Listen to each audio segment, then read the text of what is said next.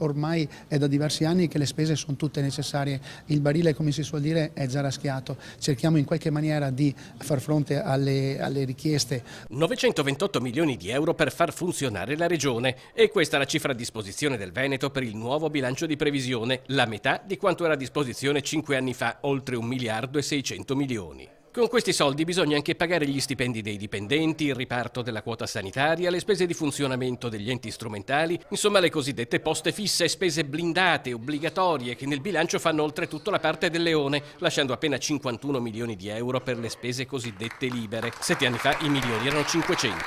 Ma nonostante l'assottigliarsi delle risorse, a Palazzo Balbi, tra i principi che hanno portato alla redazione del bilancio, c'è anche quello di non aumentare le tasse. Noi non abbiamo toccato di un centesimo l'imposizione fiscale e tributaria ai veneti, avevamo l'opportunità di farlo per oltre 1 miliardo e 100 milioni, questo non è stato fatto per creare volano economia nelle tasche degli stessi veneti che non debbono esborsarli sotto forma di tributi. Tra le priorità della Giunta ci sono il sociale e la difesa dai rischi idrogeologici, c'è poi una particolare attenzione ai fondi europei, risorse dalle quali possono arrivare opportunità molto interessanti per vari comparti della nostra economia. Altro capitolo importante sono le spese per il referendum sull'autonomia. Ci sono 12 milioni di euro che sono messi nel bilancio del 2017 come linee strategiche appunto della regione, e credo diventi fondamentale lavorare per maggiori forme di autonomia, una fra tutte è quella l'autonomia ovviamente tributaria e fiscale, ricordando sempre ai veneti che noi diamo 21 miliardi di euro circa di residuo fiscale ogni anno,